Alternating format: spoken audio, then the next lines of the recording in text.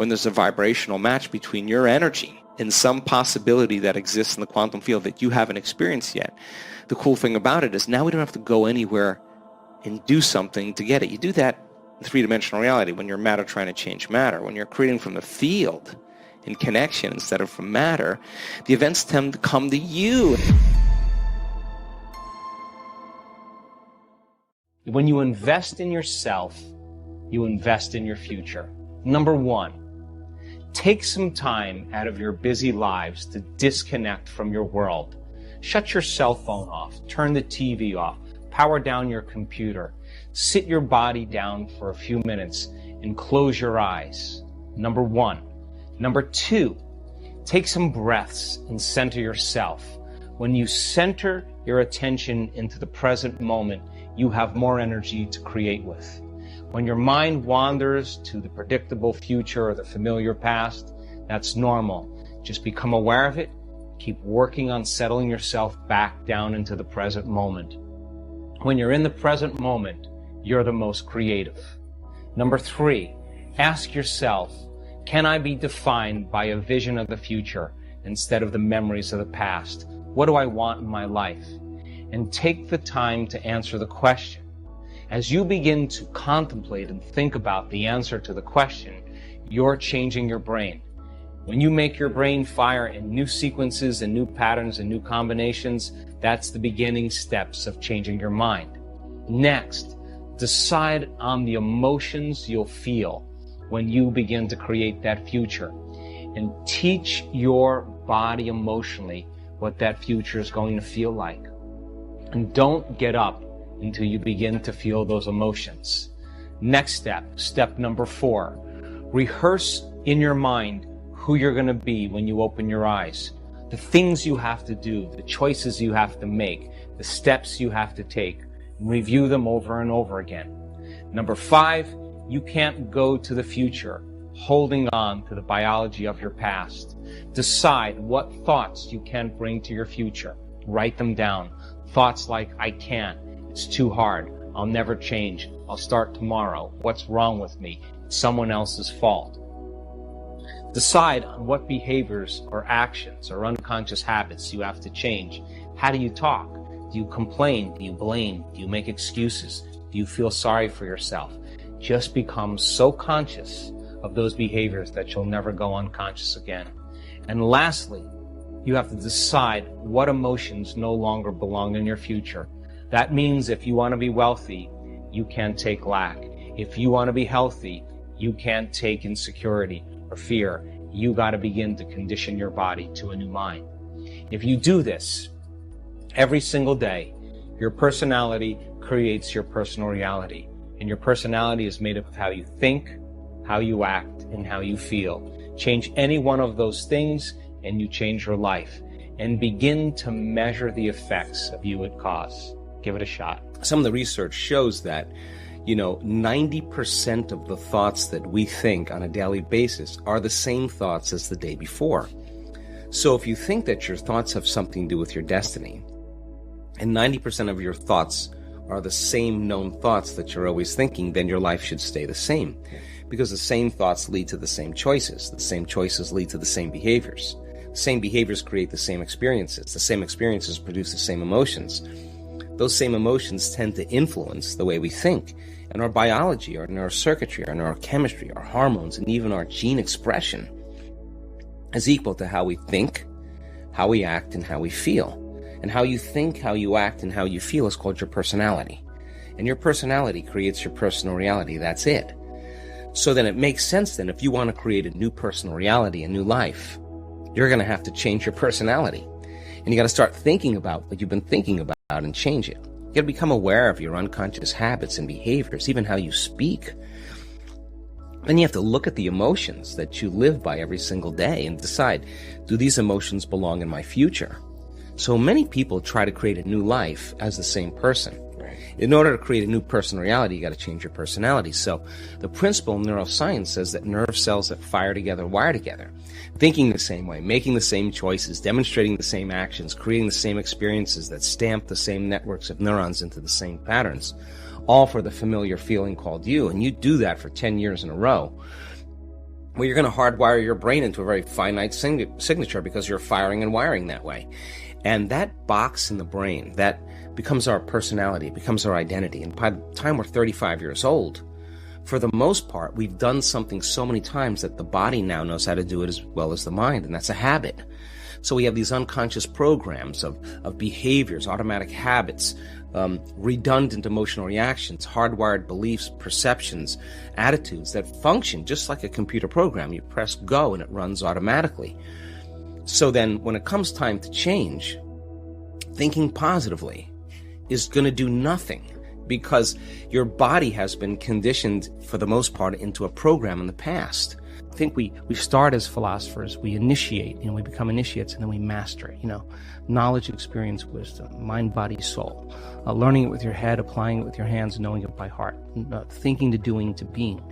And so I think to answer that kind of question or that comment is that, we should get up as if our prayers are already answered. The problem is that our senses fool us into separation. The person says, I want to be healed, I want to be healthy, I want to be wealthy. And they imagine it and they come back and it's not there. And when they see it, it's not there. The thought of their future creates the emotion of lack or separation. And if thoughts are the language of the brain and feelings are the language of the body, now you have mind and body in opposition.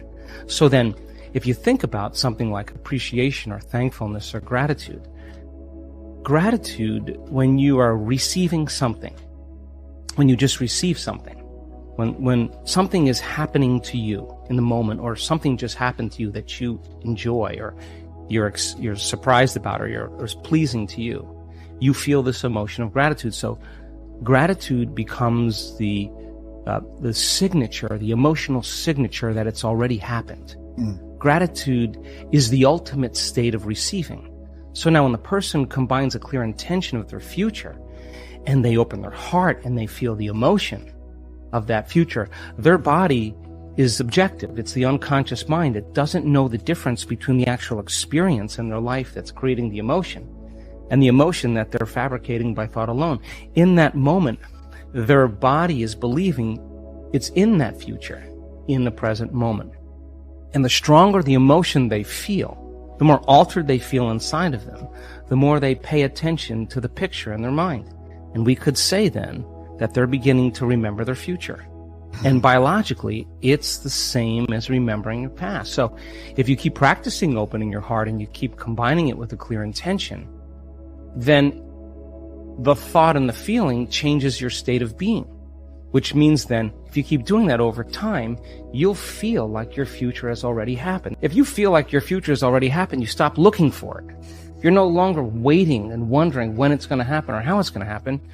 You feel like it's already happened. So now you take your foot off the gas, and you're no longer trying to predict or control or expect how it's going to happen. You're connected emotionally to your future. Well, the antithesis is also true. The stronger the emotion you feel for some betrayal, some shock, some trauma, the more altered you feel inside of you, the more you narrow your focus on the outer environment, and the brain takes a snapshot, and that's called a memory. And so the stronger the emotion, the more the brain embosses the imagery neurologically in the brain. So then the person thinks neurologically within the circuitry of that experience, and they feel within the boundaries of those emotions. So then we could say then the person's biology is literally in the past. So you can't create a new future if your state of being is in the past. So people reaffirm their identity this way. They wake up in the morning and they say, let me think about my problems. And those problems are memories of past experiences that are etched in their brain. So they think about the person, the place, the object, the experience. And we could say then, if they believe that their thoughts have something to do with their destiny, they're thinking in the past. And every one of those problems has an emotion associated. So now they feel unhappy. Now they feel fear. Now they feel unworthy. This is actually, Aubrey, not a bad thing. This is actually a moment of awareness. Yeah. And, you know, when you're inside the jar, you can't see the label. And so we have this huge frontal lobe that gives us self-awareness. So then the insight never changes anything. You could have the insight that you're addicted to fear, you're addicted to competition, you're addicted to struggle. But that really means is that we're addressing reality matter to matter. And what we're at one point of awareness, one point of consciousness, and we're putting our attention on another point of consciousness, a future, an outcome. And the only way we know how to get there, when we're matter trying to change matter, is that we force, we control, we predict, we fight for it. Because that's how you are when you're living in survival. When you are that thought in that infinite space, when the brain is perceiving space and no longer perceiving objects, it gets very organized. It gets very coherent. And when the brain gets coherent, we get coherent. When the heart gets coherent, we love way more. And that's when we begin to emulate the divine. So over and over again, as we begin to climb out of these limited states, and we break free from those survival emotions that keep us feeling more like matter and less like energy, the side effect of all of that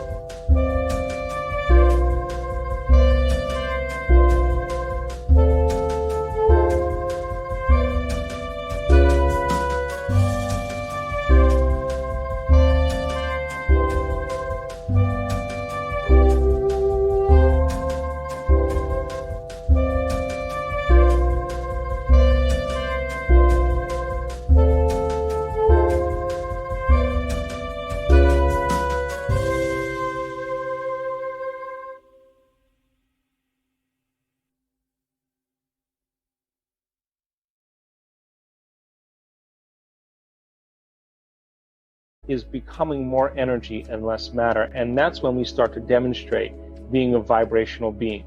The field around our bodies when we're living in stress is about 3-4 inches in size. Open your heart, it can be up to 9 meters wide. We measured. And so then when you begin to open your heart, you feel connected to something greater. That's the beginning.